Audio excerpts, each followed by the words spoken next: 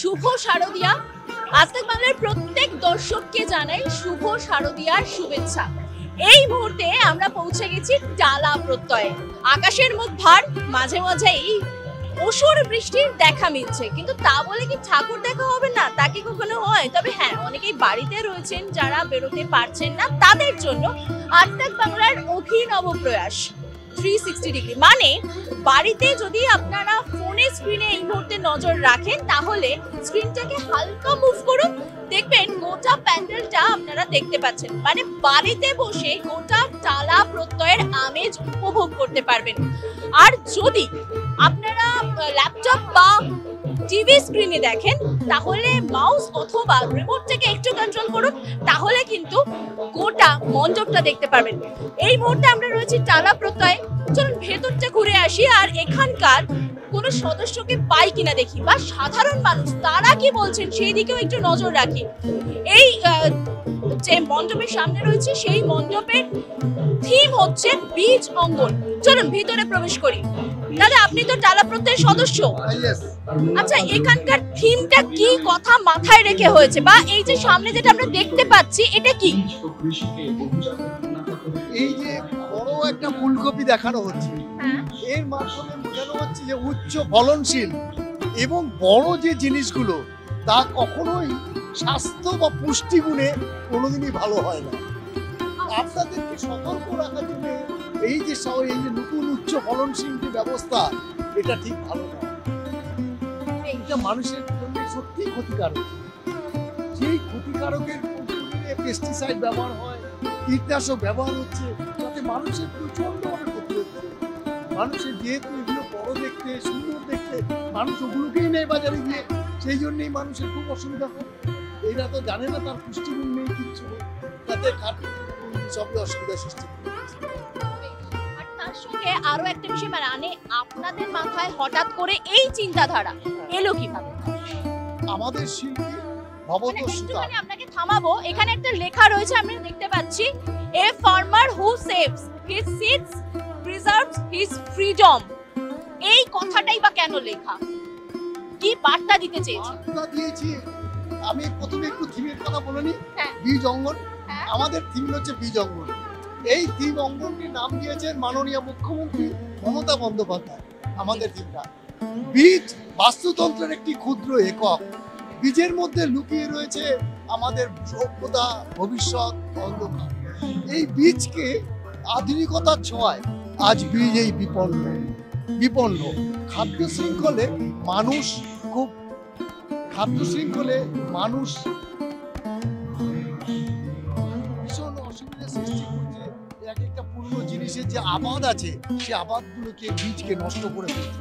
মানুষ নতুন করে সৃষ্টি করছে, হারিয়ে ফেলছে পূর্বপুরুষ থেকে পাওয়া প্রাকৃতিক যে চাষাবাদ এবং তার সম্ভাবনা, সব নষ্ট হয়ে যাচ্ছে। এই বীজকে অপরিসীম গুরুত্ব এবং তার দর্শন পর্যবেক্ষণ করার জন্যই শতবর্ষের টালা প্রত্যয় আপনাদের সকলকে বীজ অঙ্গনে আহ্বান করছে। আরো একটা জিনিস, আপনি আমাদের সঙ্গে থাকুন। ওখানে একটা লেখা দেখতে পাচ্ছি, মানুষ একমাত্র জীব যে নিজের খাবারে বিষ মেশায়। একমাত্র জীব। আমরা ফুলকপি খাচ্ছি, কীটনাশক এত বড় বড়, আমরা পটল খাচ্ছি এত বড় বড়, ঝিঙে 2 হাত লম্বা, এগুলো তো সব বিষ মেশানো অর্থে পেস্টিসাইড মেশানো। এত বেশি পেস্টিসাইড এর মধ্যে দেওয়া থাকে, মানুষ অসুস্থ হয়ে পড়ে। মানুষ জানে না মানুষ যে অসুস্থ হয়ে যাচ্ছে, মানুষ নিজেই জানে। এদিক দিয়ে ঠাকুরের সামনে আমরা এবার একটু মায়ের দর্শন করি। সেই মায়ের দর্শনটাও আমরা করব, আপনাদেরকে দেখাবো বাড়িতে বসে, যাতে আপনারা টালা প্রত্যয়ের পুরো যে কনসেপ্ট সেটা দেখতে পারেন।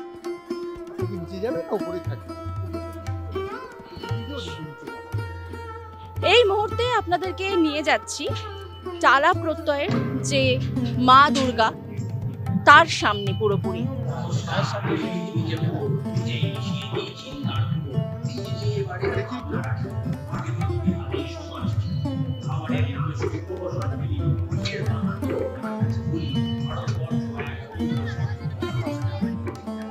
আচ্ছা, এখানে মাকে কি কৃষির একটা রূপ হিসেবে দেখানো হচ্ছে। মাকে কৃষির রূপ হিসেবে দেখা হয়েছে। মাই প্রথম কৃষি এবং মাই প্রথম আমাদের এই দুর্গা। মাকে সেই জন্য অস্ত্র না দিয়ে মাকে নাঙল দেওয়া হয়েছে, মাকে অস্ত্র না দিয়ে। মাই যেহেতু সৃষ্টি, মায়ের সৃষ্টি, এবং এনাকে মাই একমাত্র কৃষকের অভিনয় করে অনেক সময়কে সমাজটাকে বাঁচিয়ে রেখেছে। আমরা সেই জন্যই মাকে কৃষক হিসেবে দেখি এখানে। আর চারিদিকে যে পেস্টিসাইডের ক্ষতিকারক তারও একটা অঙ্গ দেখানো হয়েছে। এই যে এই যে পোকা, 20,000 প্রজাতি আছে। এই মৌমাছি, গোবরা পোকা, এইগুলো 20,000 আছে। তার মধ্যে 10 থেকে 11% মাটির ওপরে থাকে, আর 90% মাটির নিচে থাকে। এই যে কীটনাশক ব্যবহারের ফলে তাদের যে কত ক্ষতি করছে, কারণ এদের পরাগ মিলনেই আর জমি উর্বর হয় এবং মাটির ব্যবস্থা করা হয়। এবারে এই পোকা মাঠে এই যে এটা দেখছেন, এই যে পোকা জমির নিচে কি অসুবিধায় আছে, একটু পরে এসে একটা পোকা এসে দেখিয়ে দেবে আপনাকে। হ্যাঁ, পোকার অভিনয় করে দেখিয়ে দেবে। আমরা এটা দেখাতে চেয়েছি মানুষকে যে জমির নিচে কীটনাশকরা কত ছটফটানি, তাদের কত ছটফটানি চলছে, কীটনাশক ব্যবহার করে বন্ধু বলা হয়। সত্যিকারে ওদের পরাগ মিলনেই এই উর্বরতা সৃষ্টি। সবটাই ওই এই যে কৃষকের বন্ধুদের যে কি অসুবিধায় আছে তারই প্রতিফলন। এগুলো সবগুলো তারই প্রতিফলন। আচ্ছা, আমি যদি একটুখানি ওই দিকটাতে নজর রাখি, বেশ কয়েকজন একটু অভিনয় করছিলেন, ওইটা কিসের প্রতীক দেখা যাচ্ছে? ওনারা মাল্টিন্যাশনাল কোম্পানিগুলো এই যে এইসব কৃষকের এই অভিনয়গুলো ব্যবহার করা ফলে এই যে কি ক্ষতিকারক জিনিস তৈরি করেছে তারই প্রতিফলন এরা এইভাবে দেখাচ্ছে। ওই যে এই যে সার তৈরি করছে, অতি ফলনের সার, এতে আরো ক্ষতি করে দিচ্ছে। ওটা দেখা যায় আর চারিদিকে এগুলো সব ফরমান। এই যে ফরমান গুলো আছে সব লেখাগুলো, হ্যাঁ, এরা ওই বোঝাবার চেষ্টা করছে, ক্ষতিকারক হিসেবে ধান ছড়ছে, দেখাচ্ছে। এটাই খারাপ যে সমন্বয় হচ্ছে। হ্যাঁ, আসুন।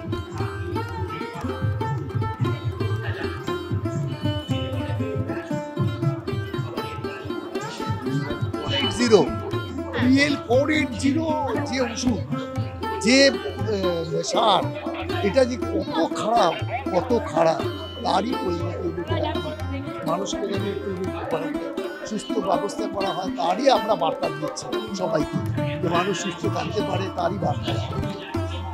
বেশ, এই মুহূর্তে আপনারা দেখতে পাচ্ছেন টালা প্রত্যয় আমরা রয়েছি, এবং সেখানে মা অনেকটা শস্য শ্যামলা, এবং সেখানে দাঁড়িয়ে কৃষক বন্ধুরা ঠিক আমাদের কতটা উপকার করেন সেটাও যেমন তুলে ধরা হচ্ছে, ঠিক তেমনভাবে বেশি ফলনের জন্য আমরা যে কীটনাশক ব্যবহার করি সেই কীটনাশক আমাদের ঠিক কতটা ক্ষতি করে তারও কিন্তু একটা প্রতিচ্ছবি এখানে তুলে ধরা হচ্ছে।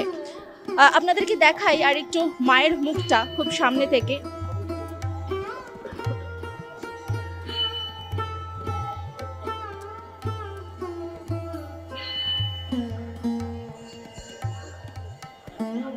ভিতরেও কিছু বার্তা দেওয়া হচ্ছে বলছিলেন।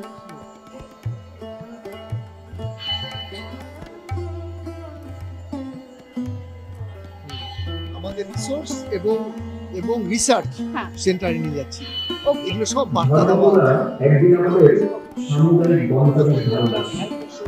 পৃথিবীর বাইরে 2015-16 সাল থেকে সব কনজাম্পশনগুলো দেখানো হয়েছে। আচ্ছা, এটা একটা রিপোর্ট কার্ড এখানে দেওয়া হয়েছে। আমরা আজ তাক বাংলার দর্শক বন্ধুদেরকেও নিয়ে যাব, যারা বাড়িতে বসে দেখছেন তারা যাতে, অনেকেই আসতে পারেন না, আর বৃষ্টির জন্য তো এমনি এই অসুর বৃষ্টি প্রচন্ডভাবে সমস্যায় ফেলেছে, তাই এই রিসোর্ট মানে এটা রিসার্চ সেন্টার। ওকে, কত রিসার্চ করে আমাদের রিসার্চ টিম কত রিসার্চ করে এই জিনিসটা বানিয়েছে। 42,000-এর মতো ধানের চাষ হতো, আজ তা কত কমে এসে কোথায় এসেছে, এবং তার সেই ধান এখানে অনেক ধরনের ধানের নাম আমি দেখতে পাচ্ছি। আমাদের আজ তাক বাংলা দর্শকদের কয়েকটা নাম বলি: বিষ্ণুভোগ, বাঁশফুল, বার্মা ব্লক, বাঁশকাঠি, বাংলা পাটনাই। অনেক সময় আমরা বাঁশকাঠি চালের কথা বলে থাকি, বাজারে কান পাতলে এগুলো আমরা শুনতেই পাই। এবং তার সাথে বেগুনের যে বীজ সেটা রয়েছে এখানে, সপুর ধান রয়েছে, সাদা ঝিঙা শাল রয়েছে, শিরগুটি টিকবে আছে, সিঁদুর শাল রয়েছে, এরকম বিভিন্ন ধরনের এই রিসার্চ করে এনে এইসব তৈরি করা হয়েছে, সমস্ত রিসার্চের মানে এখানে এগুলো কত জোগাড় করে, ধরনের হ্যাঁ, রয়েছে বা বীজ রয়েছে, হ্যাঁ হ্যাঁ হ্যাঁ, কত ধরনের 100 ধরনের আছে, 100 এখানে? থেকে 150। হ্যাঁ আচ্ছা, আর ওইখানে আমি কিছুটা দেখানো হচ্ছে দেখতে পাচ্ছি। এদিকটা আছে, ওর আচ্ছা। মূল বিষয়গুলো এদিকটা আছে। আসুন আমাদের এই মেয়ে যারা কানে শুনতে পায় বা না, তাদের জন্য সব ব্যবস্থা করা হয়েছে। বাহ, এটা একটা অভিনব উদ্যোগ। যারা কানে শুনতে পান না তাদের জন্য, তাদেরও ব্যবস্থা আছে, যারা অন্ধ তাদেরও ব্রেলের ব্যবস্থা আছে। মানে একটা সচেতনতার বার্তা বলা যেতে পারে। আচ্ছা, আমি এই সাইডটা একটুখানি হ্যাঁ, যেতে আসুন চাই। আসুন, হ্যাঁ।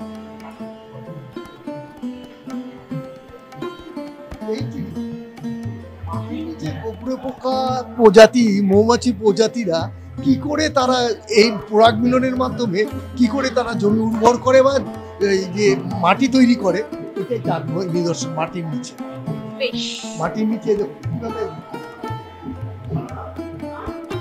মানে মাটির নিচে কি হচ্ছে তার মানে কি হয় যেটা আমরা দেখতে পাই না।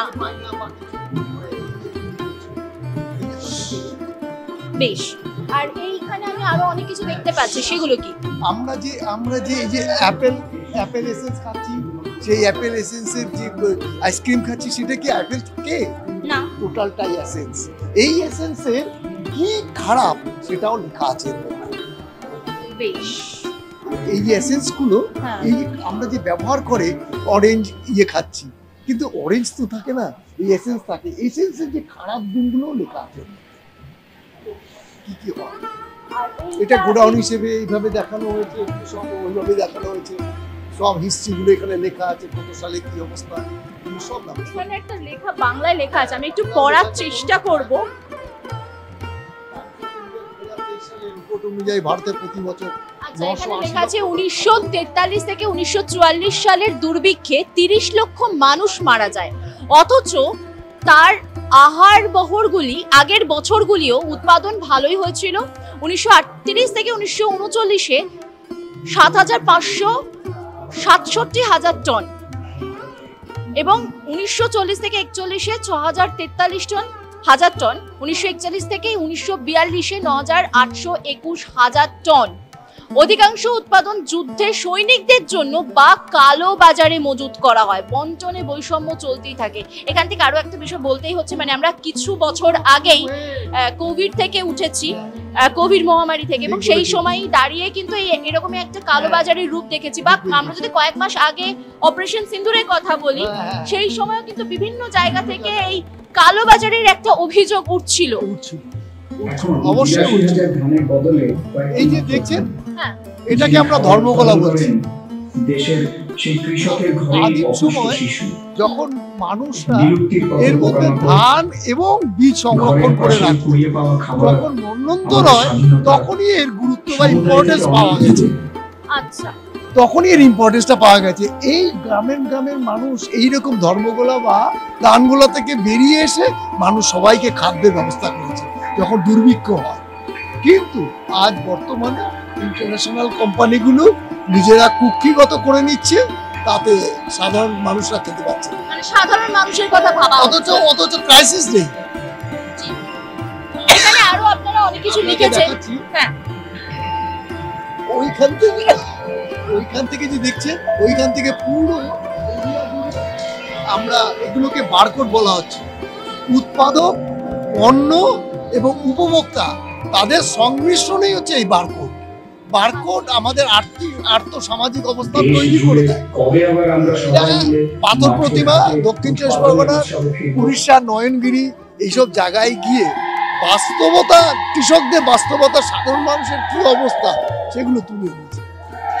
আচ্ছা, এখানে একটা উলুধ্বনি দেওয়া হচ্ছে। উলুধ্বনিকে অনেক সময় মঙ্গলের কথা বলা হয়। মানে এই উলুধ্বনিটা অ্যালার্মিং, Okay. সবাইকে মানে জাগিয়ে তুলছে যে তোমরা সবুজের মধ্যে এসো, Okay. সবুজের বার্তা দিচ্ছে যে এইভাবে করো, পূর্বপুরুষ থেকে পাওয়া চাষাবাদগুলোকে নষ্ট করো না। বেশ, অসংখ্য ধন্যবাদ আপনাকে দাদা। এই মুহূর্তে আমি দেখতেই পাচ্ছেন যারা বাড়িতে বসে রয়েছেন আজ তাক বাংলার দর্শক বন্ধুরা, তাদের জন্য আজ তাক বাংলার একটা অভিনব উদ্যোগ, বাড়িতে বসে যাতে পুজো মণ্ডপ দর্শন করতে পারেন এবং পুজোর ফিলটা পান, সেই কারণের জন্য এই 360 ডিগ্রি, মানে যারা আপনারা ক্যামেরায় দেখছেন মানে ফোনে দেখছেন, তারা যাতে ফোনটা একটুখানি ঘোরালেই কিন্তু গোটা পুজো মণ্ডপটা দেখতে পাবেন, এবং যারা টিভিতে দেখছেন বা যারা আপনারা ল্যাপটপে দেখছেন, তারা মাউসটাকে এবং বা ফোনের রিমোটটাকে একটু কন্ট্রোল করলেই কিন্তু গোটা মণ্ডপের যে আমেজ সেটা বাড়িতে বসেই উপভোগ করতে পারবেন। এরকম আরও বেশ কিছু মণ্ডপ রয়েছে, সেই সমস্ত মণ্ডপের আপডেট যদি আপনারা পেতে চান তাহলে অবশ্যই নজর রাখুন আজ তাক বাংলার ইউটিউব স্ট্রিমিংয়ে। আর আপনাদের কেমন লাগলো এই উদ্যোগ সেটা অবশ্যই আমাদেরকে কমেন্টের মাধ্যমে জানাবেন।